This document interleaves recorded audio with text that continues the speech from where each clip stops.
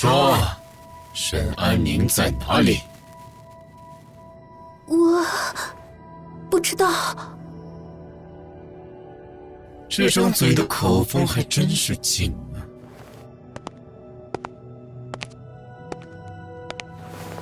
看来得加点猛料，你才会说。好痛！不要！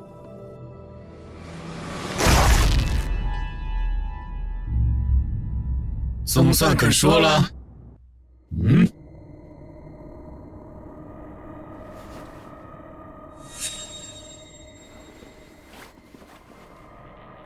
怎么办？编谎话，能不能骗过他？不行，被击穿了，死得更惨。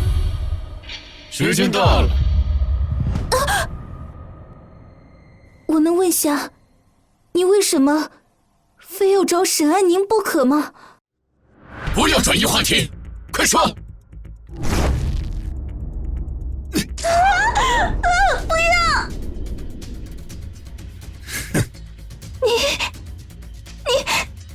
你想干什么？你别过来！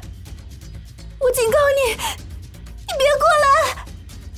听说沈安宁跟你姐妹情深，要是她知道你失踪，并且被知名不具的男人玩弄了身体，不知道会不会出现呢？我很期待。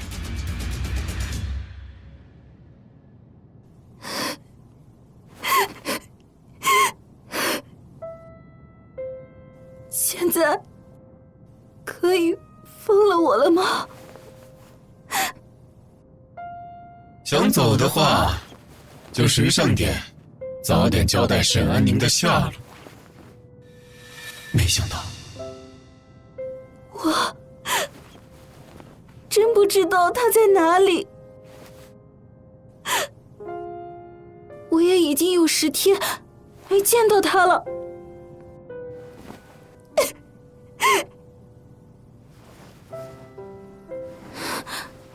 要不是被莫名其妙绑来，我根本不知道沈安宁人不见了。去你的姐妹情深，真是冤死了。沈安宁失踪前最后见的那个人是你。他是找我借钱。姐，借我点钱。你自己拿吧。还有呢？没有了。忘了告诉你，我最讨厌别人骗我。你跟沈安宁果然是姐妹，都是谎话连篇。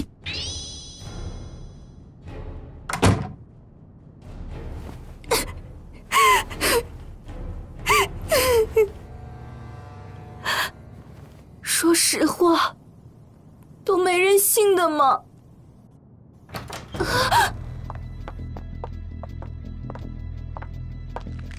又来2个人。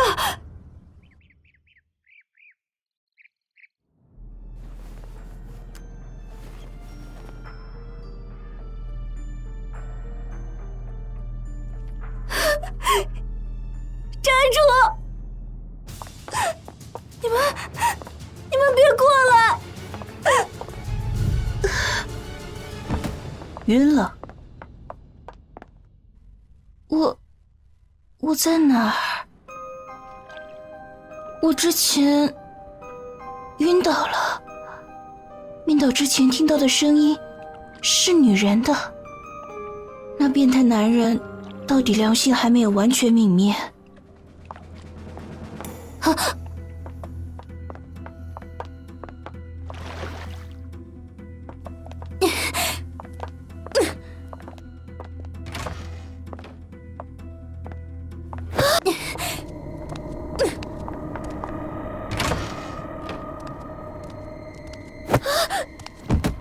少爷交代下来，沈小姐只能在这个房间里活动。如果沈小姐一意孤行，那么只能委屈沈小姐的手脚。我不能轻举妄动，否则一个不慎，便会再次沦落到万劫不复的深渊。反正已经被那个变态男人折磨过了，就是再懊恼，也改变不了这个事实。眼下最要紧的是，要弄清楚我现在身处何方，是否还在阳城，还有这里到底防守有没输了。只是这方面需要走出这个房间才能清楚。变态男人，那个变态男人是关键，是这里的主宰。只能从那个变态男人身上寻找突破口。那个变态男人不好糊弄，他要的是我告知他沈安宁的下落。只是沈安宁到底身在何方呢？连这变态男人都找不到沈安宁，宁可大费周章将我掳来，我就更不可能获悉沈安宁的下落了。除非沈安宁主动联系我。只是沈安宁除了缺钱会找我之外，其他情况极少主动联系我呀。手机还有包包都不在身边了，想必落到那个变态男手中了。平日里不怎么关注沈安宁，否则肯定像现在这样一点头绪都没有。来日方长，眼下养精蓄锐最为重要。这女人居然就这样心安理得的睡着了，这心得有多宽，在经历了被折磨后，她还能睡得着？看来自己对她的待遇还是太周到了点。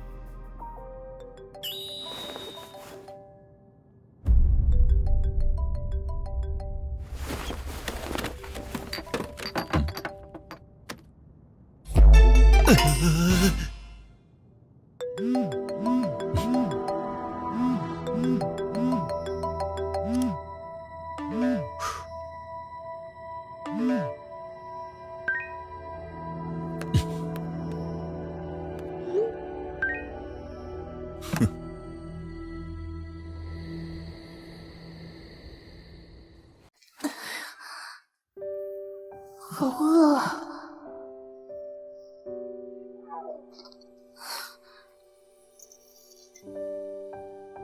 只有这个？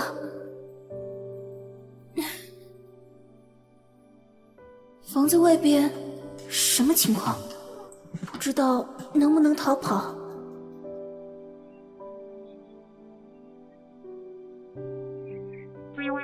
啊？黑社会吗？怎么办？逃跑难度很大呀。暑假期间失踪了，一时半会儿都不会被人发现。蒋哲远昨天刚表白，就告诉我暑假2个月都要去海外的家族分公司实习，不能时常联系，要你何用啊？父亲和继母带着他们的小儿子过得不知道多快活，已经多久没有问过我和沈安宁了。算来算去，我就是个孤家寡人，只能指望自己。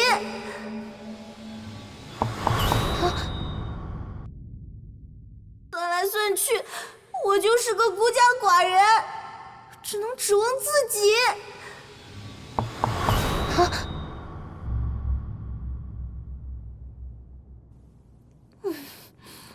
多送一点食物，会死人吗？这死变态太小气了。胆子还挺肥的，真是小瞧你了。难怪昨晚睡得这般安稳。管家，中午沈小姐的午饭就不必备了。另外，派人去通知她，把晚上8点的时间提前到6点。要是6点还不老实交代，那么晚饭也就没必要准备了。是。说我是变态，我要是不变态，还真对不起你。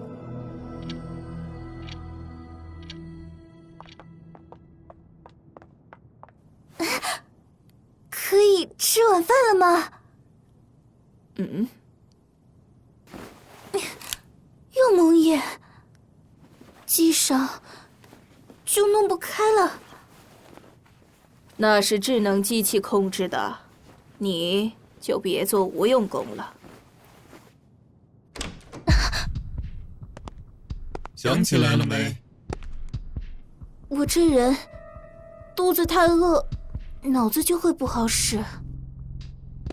我对你的要求一直不高，只要你说出沈安宁的下落。沈家又不是只有我一个，你为什么不抓别人来问？在沈家，沈安宁跟你关系最好，更何况你继母跟你父亲在沈安宁失踪前就出去旅行去了，不在阳城。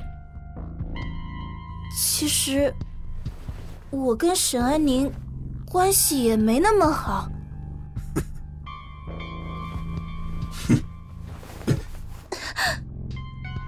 你要干什么？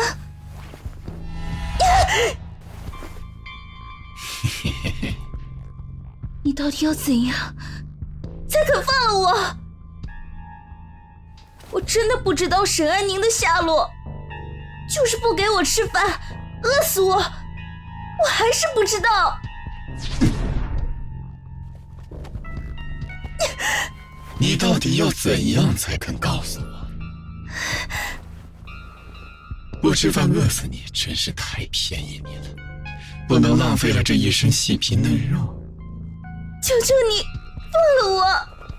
你是在挣扎，这么迫不及待的想要离开我，可是你看看你自己，还能离得开吗？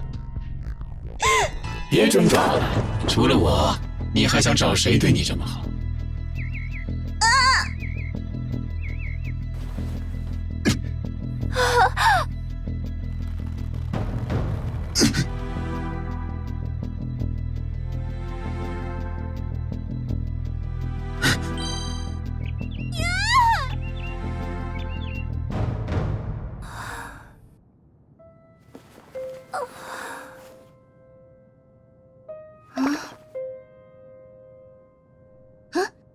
有吃的。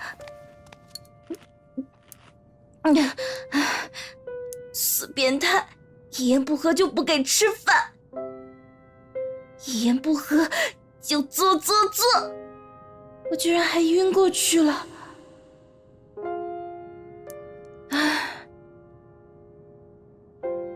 吃饱喝足，有力气了，该干正事了。这帮看大门的什么时候换班啊？呵呵。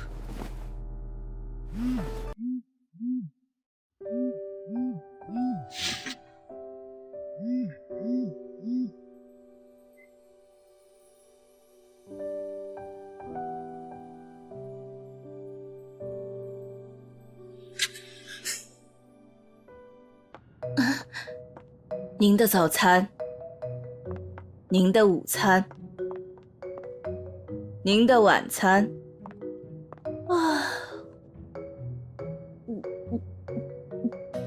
变态男，这是走的什么套路？套路太深，根本搞不懂啊！我今天如此养精蓄锐，就是用来等你们露出破绽的一刻的。走了，看大门的下班了。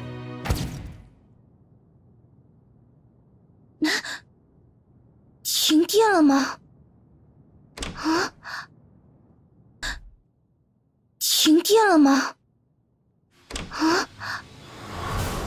谁？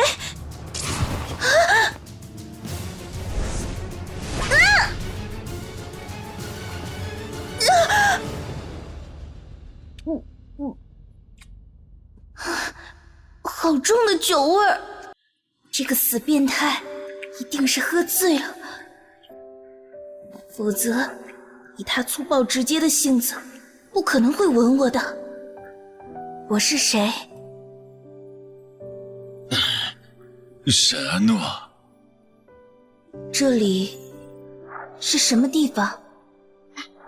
半山。醉了。你为什么抓我？为了找到沈安宁。你跟沈安宁有仇吗？有。什么仇？他害死了我弟弟。你是谁？啊？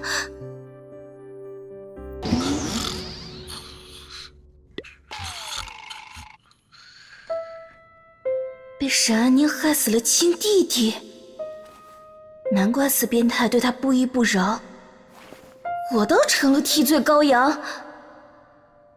半山，超级富豪扎堆的别墅区啊，这种身份的人，沈安宁怎么会玩弄人家呢？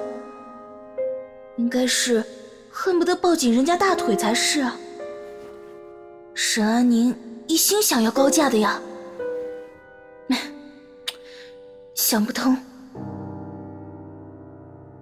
对了，趁他睡着了，赶紧溜！大好时机！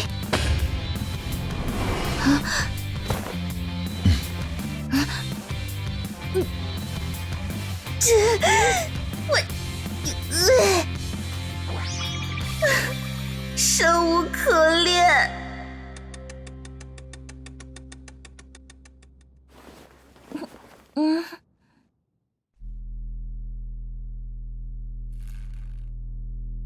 少爷，夫人问您打算什么时候回去？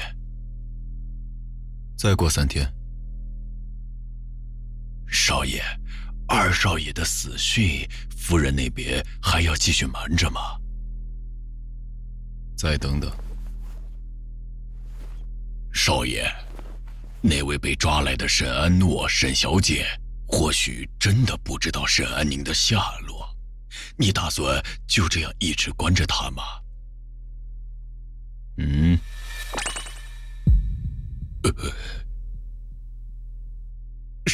少爷，我先告退了。杜涛，有线索了吗？少爷，我查到目击者了。有个女孩说，在7月3号凌晨1点多，她夜班回来的路上，看到一个身高1.65米差不多的女人，被2个身材魁梧的壮汉抓上了一辆捷达车。这个过程中，女人激烈的挣扎，人是背对着的，所以无法确定是否是沈安宁本人。她交代的那个地点跟沈安诺的公寓隔了2条街，我去查了监控，发现那条路的监控在事发前1天就坏了，还没来得及修好，也不知是否凑巧。还有那个疑似沈安宁的女人，那天晚上穿了一条黑色的长裙。车呢？那辆车最后被遗弃在市郊的一处废厂房里，我们找到车子的主人了，他说车子早在事发前1个月就被人偷走了。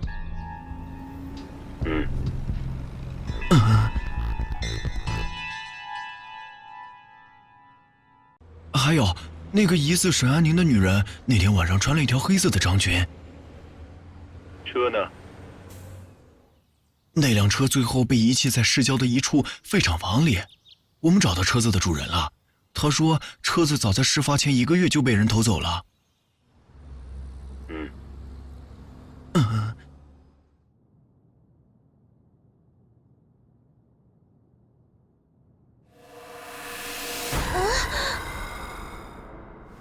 你没事？又发什么神经？有话不能起来说吗？我要被压死了！那你你想怎么死？你喜欢压就压喽。好好给我想一想。沈安宁从公寓离开那天凌晨，身上穿了什么？啊！别告诉我你连这个也忘了。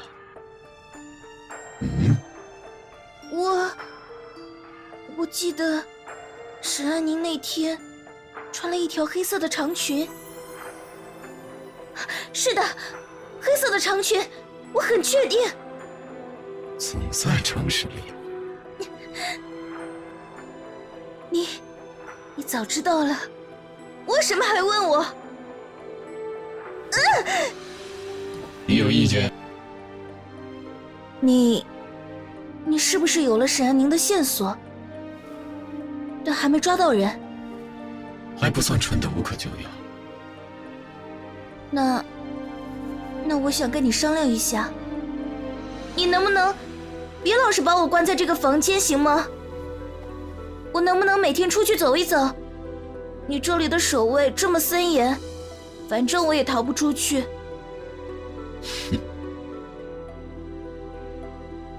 好。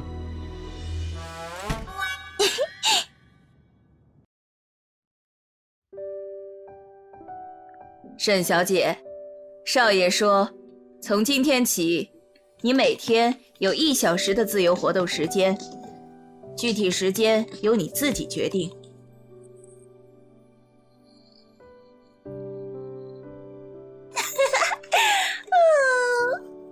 阳光，空气。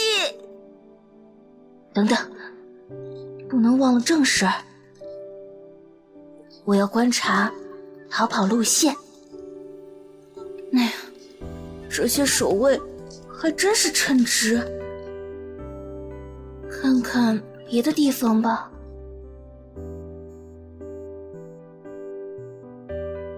这是后门吗？我要不动声色，以待时机。明天再看看情况。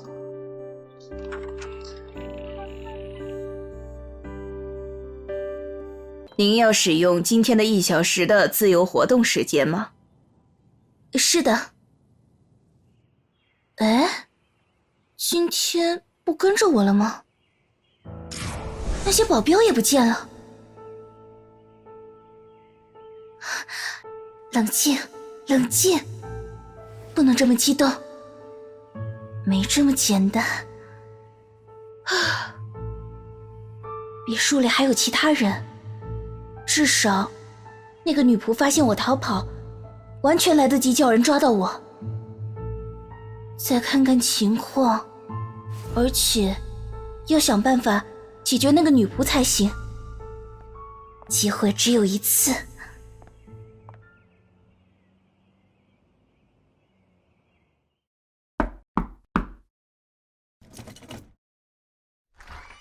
沈小姐，您的早餐。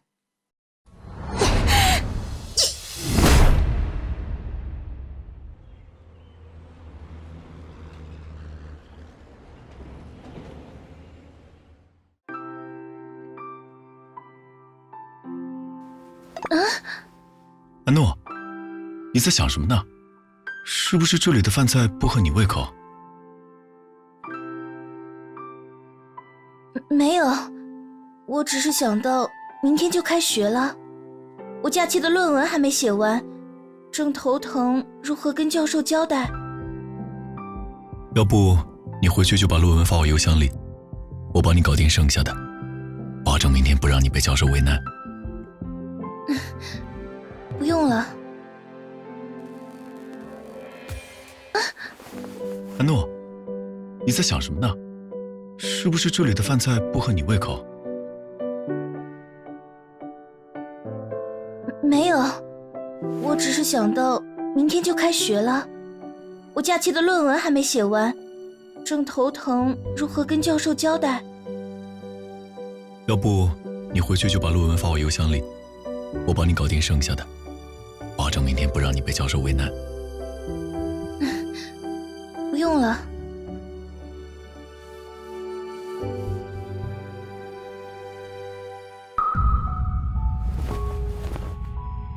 不知道他在哪里。害死了我弟弟。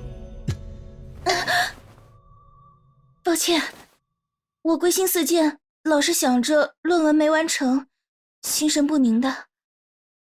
这顿饭我也吃饱了，就先回去了。我送你回去，买单。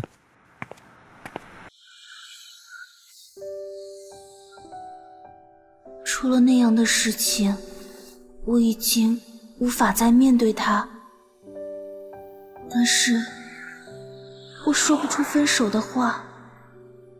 他对我这么好，还是再等等吧。我自己上楼就好，你刚回国，早点回去休息吧。好。安诺的状态不对，是我出国的这段时间出了什么事情吗？除了第一天回过一条短信，就没再能联系上，仅仅是手机坏了。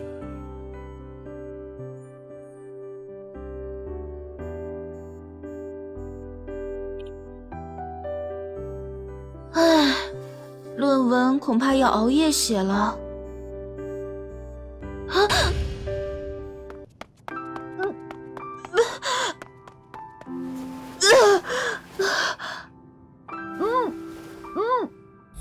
还来？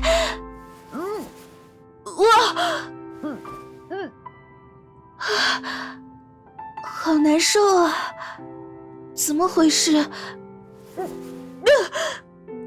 这是……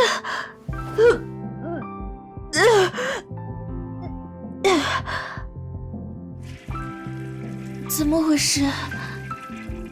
餐厅价格昂贵，食材不可能以次充好，更不会拿坏掉的东西出来招揽顾客啊！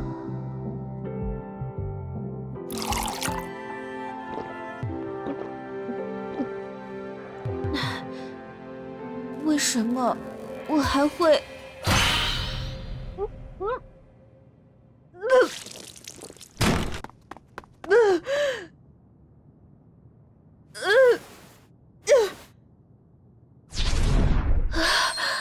如果不是饭菜的问题，那么……难道我是怀孕了？怀孕？是有可能怀孕。我被困在别墅里整整11天，哪怕事后我去买了药吃，起作用的几率也不大。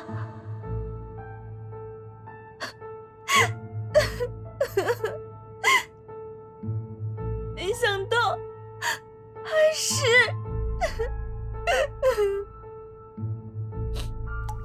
一个死变态，都是他！要不是他，我的生活也不会毁于一旦。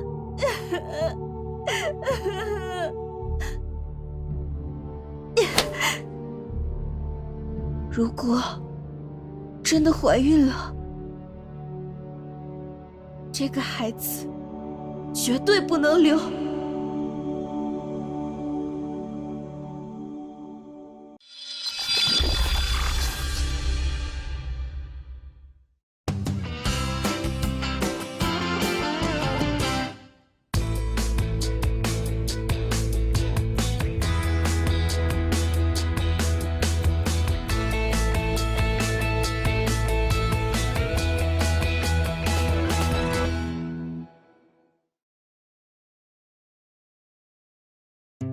都是他！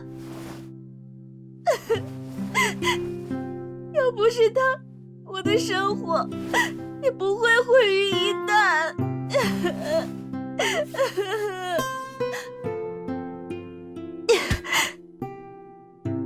如果真的怀孕了，这个孩子绝对不能留。不能让孩子来到这个残酷的世界，他会承载太多痛苦。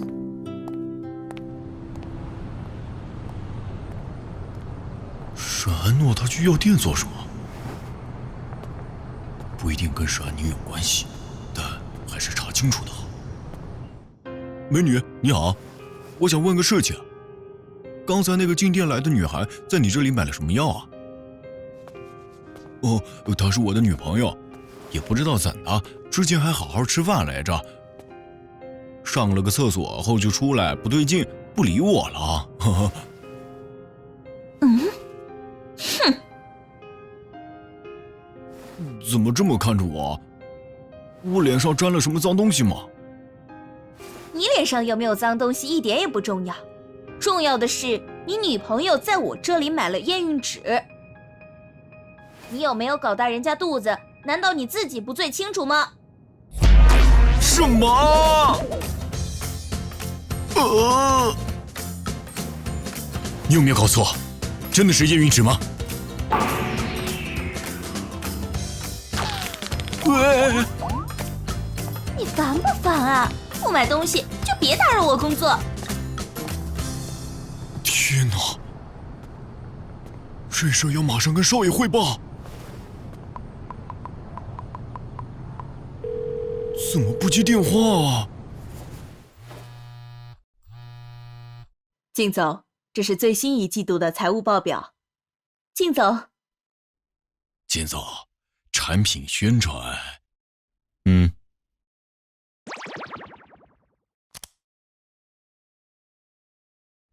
这么多未接，杜涛什么事这么急？喂，杜涛，什么事儿？我的天啊！少爷终于接电话了。少爷，晚上沈安诺跟江哲远约会回来后没多久，就去药店买了验孕纸啊！验孕纸！你说什么？少爷，沈小姐极有可能怀了你的孩子。你继续跟进，先不要惊动她。居然怀孕了！时机和她的身份都不合适，不然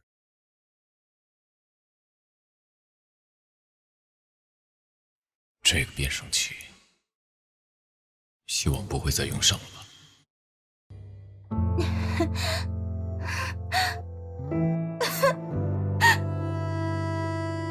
2条杠，确认是怀孕了。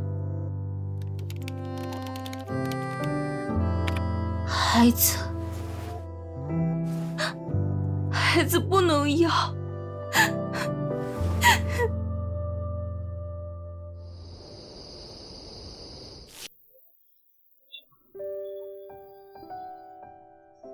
管家好像把沈恩诺逃跑的监控视频传给我了，看看那丫头怎么跑出去的，还会埋伏。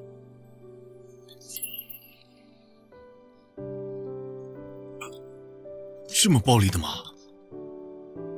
伤口我帮你包扎好了，希望你别怪我。没人，我观察了3天，果然没人。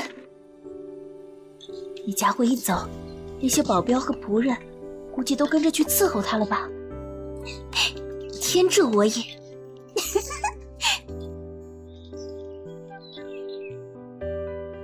伤口我帮你包扎好了，希望你别怪我。没人，我观察了3天，果然没人。你家伙一走，那些保镖和仆人估计都跟着去伺候他了吧？天助我也！啊，小小高墙，看我敏捷的伸手逃出升天，奔向自由。从上往下看，离地这么高的吗？哟，看不出来身手这么矫健的吗？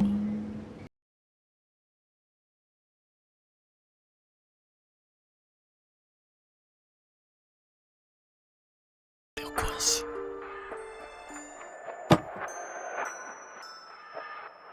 沈安诺腹中的孩子不能留下。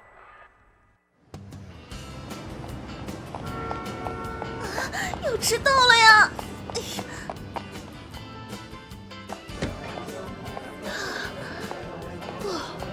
总算赶上了。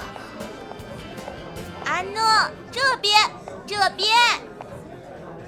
哎，白魔头的论文你完成了没啊？通宵达旦，不负所望。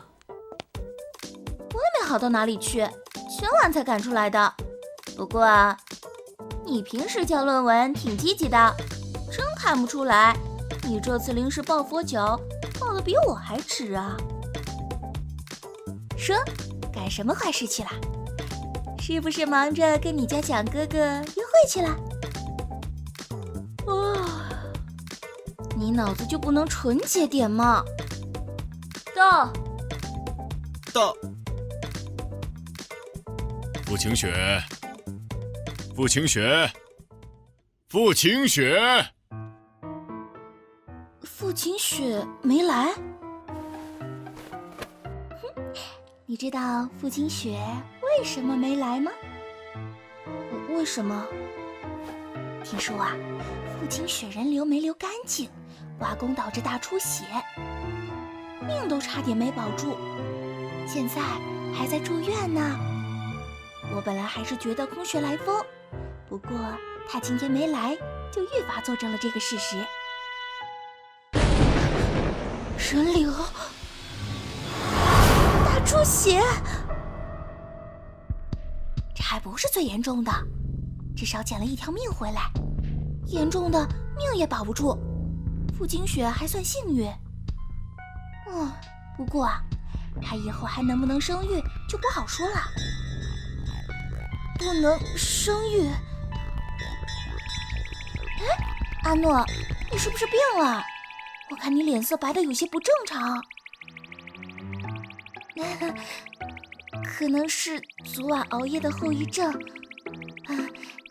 我是被你吓的。下午没课，我回去睡上一觉，估计会好多了。要是我晚上没来的话，你帮我顶一顶。好的。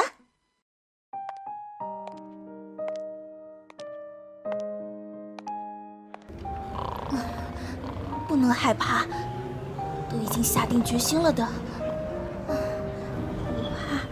不怕。都说会有生命危险了，能不害怕吗？列车运行前方是终点站羊城综合医院站，请到站的乘客。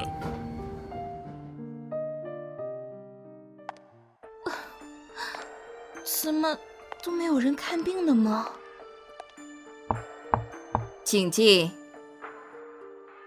20岁，看月经不调。不是，医生，我好像怀孕了。验过了没啊？我昨晚买了验孕纸测试了下，呈阳性。那就不是好像，而是怀了。一般验孕纸很准的，不过以防万一，我给你填张表格，你去1楼最左侧验血处抽血，报表要等20分钟出来。B 超也去照一下，确定下是宫内还是宫外孕。验过了没啊？我昨晚买了验孕纸测试了下，呈阳性。那就不是好像，而是怀了。一般验孕纸很准的，不过以防万一，我给你填张表格，你去1楼最左侧验血处抽血，报表要等20分钟出来。B 超也去照一下，确定下是宫内还是宫外孕。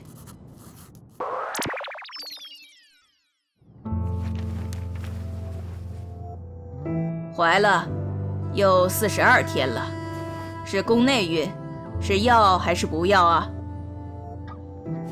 我只有20岁，才大2，根本就没想过这么年轻就当未婚妈妈，更别提负担起一个孩子的将来。我不想要。人流还是药流啊？无痛人流还是普通人流？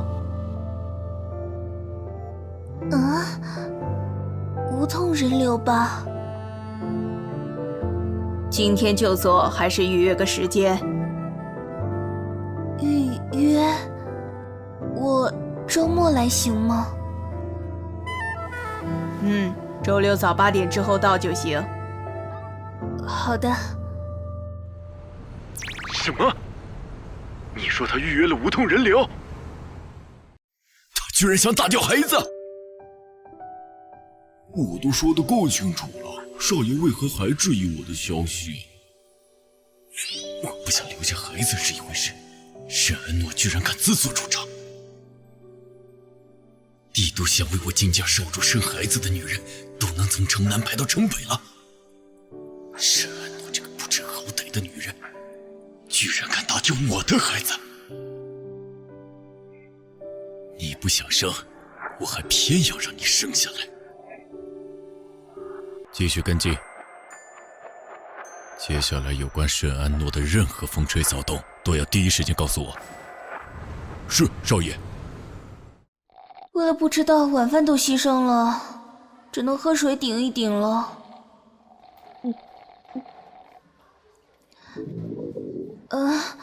好像水喝多了。讨厌，2楼的厕所居然坏了。啊？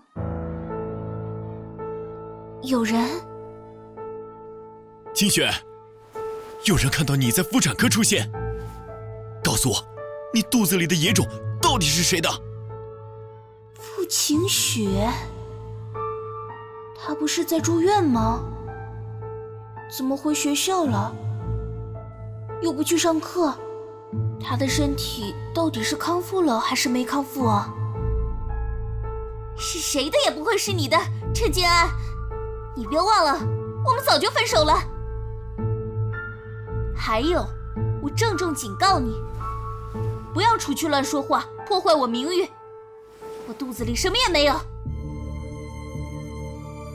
傅晴雪心胸狭窄，要是看了她的笑话，后患无穷啊！等等吧，只能等他们走了再去厕所了。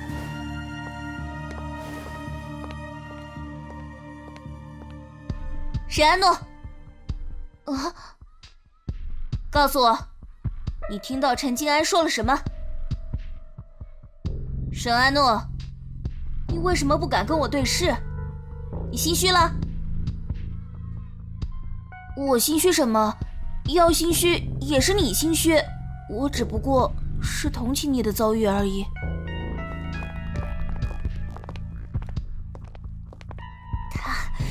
他全部都知道了，该死的陈静安！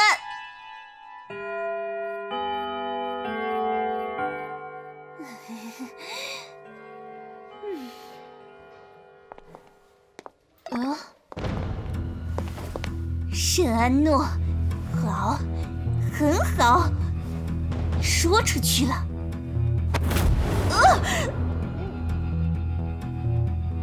你为什么说出去？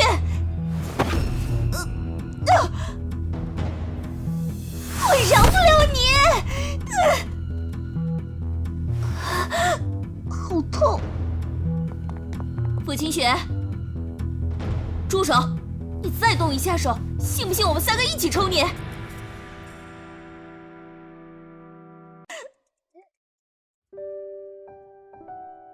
你为什么说出去？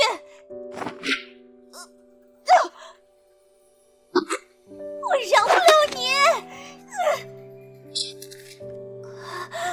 好痛！傅清雪，住手！你再动一下手，信不信我们3个一起抽你？他是装的，我明明没有踹到他小腹，他捂着个肚子干什么？我没事。老师来了，我们进教室吧。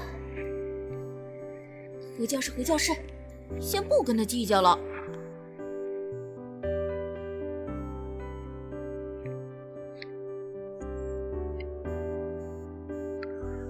啊，好多人啊！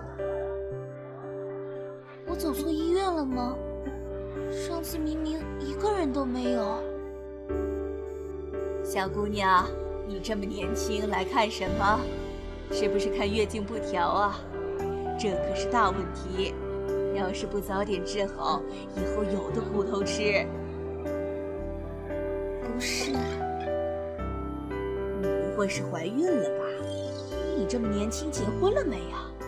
要是没结婚，尽快让那男的负责，可千万别打掉孩子。这孩子缘分是可遇不可求的。我年轻的时候被渣男甩了一次，心高气傲流掉了一个，到现在都没能怀上，成了习惯性流产。大姐，我也是你这状况啊，留了一个就再也没能怀上。这些年为了要个孩子，吃了无数苦头。老天保佑，希望这次宁医生能把我治好。宁医生，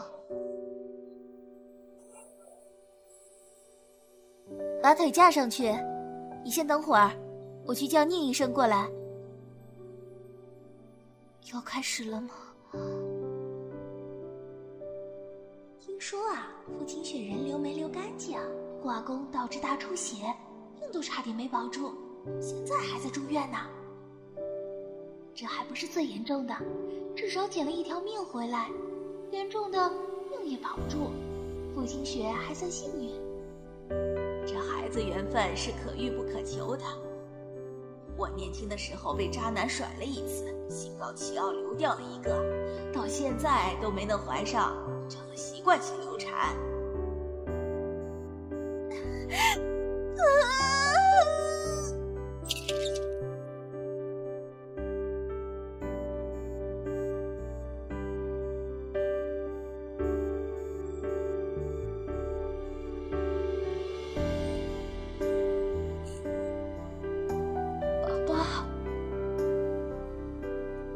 教授，我要申请休学1年。我改变主意了，我要把孩子生下来。宝宝，我们俩都要好好的。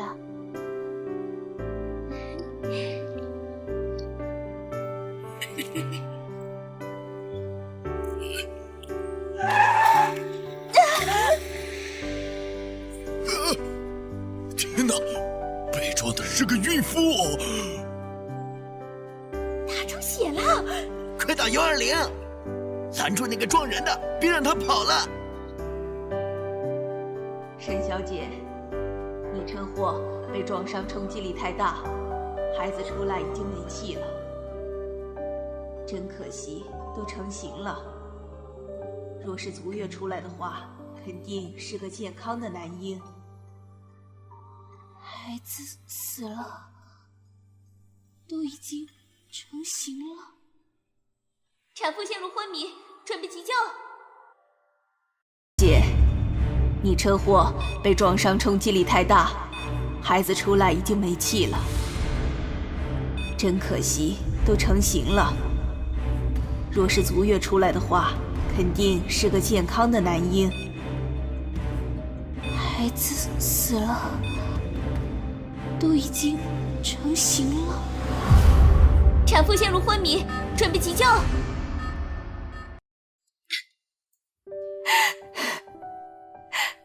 我的孩子，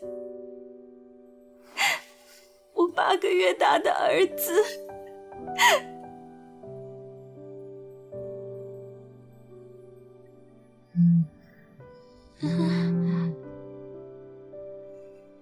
喂，阿诺，你醒了没啊？别告诉我你还在睡啊！我在你家门口了，快出来给我开门。化妆师给我打电话了，说10分钟后就到。江雪说她也在路上了，大概还有15分钟后就能到你这儿了。哦，今天我结婚，我的新郎叫陆廷涛，是我工作的晋氏总公司产品研发部的经理。真不知道他为什么喜欢上我，不过他非常成熟体贴，很会照顾人。来了，沈安诺，你确定今天是你要结婚，而不是我要结婚吗？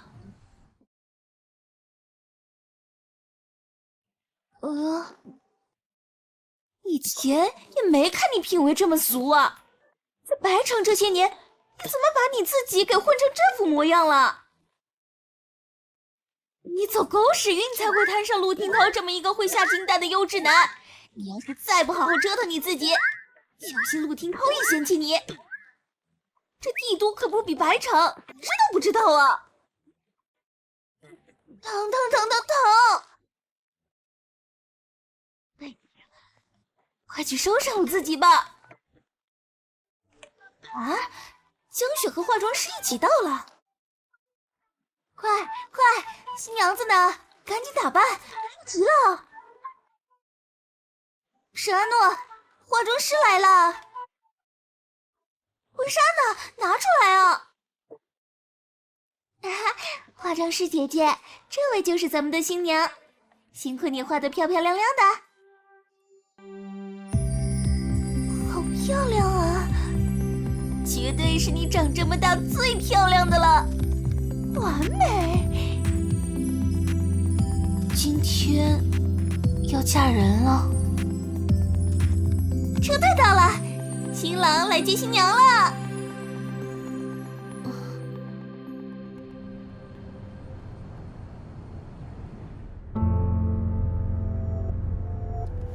他在焦虑，还有些不安。安诺，今天是我们的大喜之日。我没事。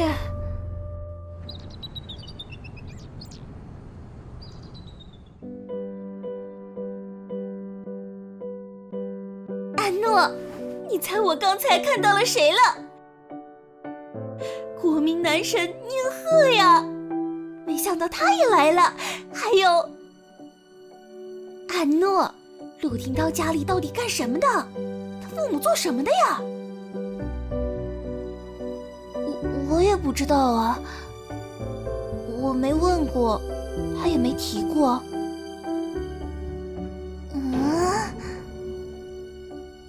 陆家世代从医，陆廷涛的父亲是帝都医院的副院长，他母亲是帝都医院的妇产科主任。宁家也世代从医，宁鹤的父亲宁东升还是帝都医院的院长，两家关系铁定很好。宁鹤来又有什么可稀奇的？陆家世代从医，陆廷涛的父亲是帝都医院的副院长，他母亲是帝都医院的妇产科主任。宁家也世代从医，宁鹤的父亲宁东升还是帝都医院的院长，两家关系铁定很好。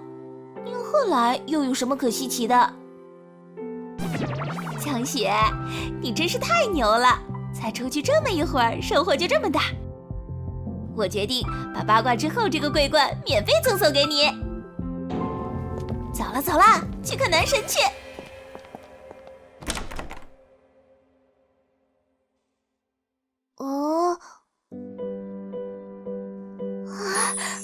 好可爱啊！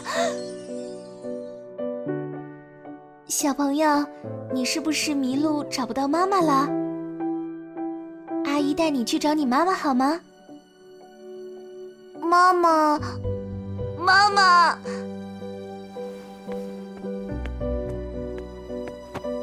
小朋友，我不是你妈妈，你是怎么找到这里来的呀？是不是跟你妈妈走失了？别着急，妈妈，阿姨帮你找妈妈，好不好啊？妈妈，那你叫什么名字啊？几岁了？我叫念白，今年4岁了。你妈妈呢？你就是我妈妈。我不是。我说是就是。念白，如果你妈妈知道你喊别人妈妈，肯定会心碎的。你总不想令她伤心吧？我没有妈妈，我长这么大都没见过我妈妈。李轩那个坏蛋说我妈妈肯定不喜欢我，才会扔下我走了，说我是个没妈的野孩子。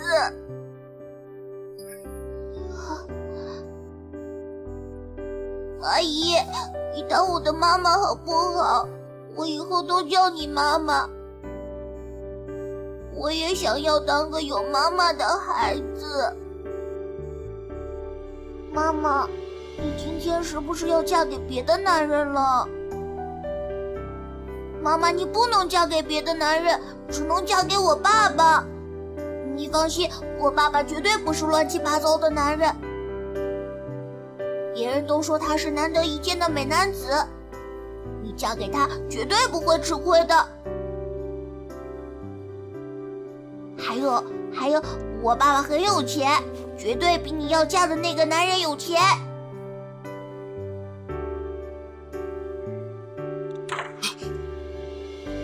爸妈，怎么回事？念白到底怎么不见了的？二叔，我不是故意把小白给气跑了的，你快帮我找到小白吧。我以后绝对不说小白他妈妈不喜欢他，扔下他走了。更不会说他是个没妈的野孩子了。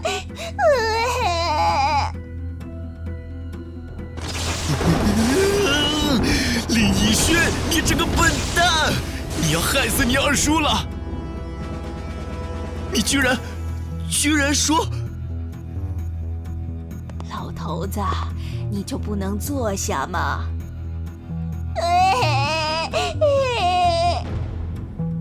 我坐得住才怪！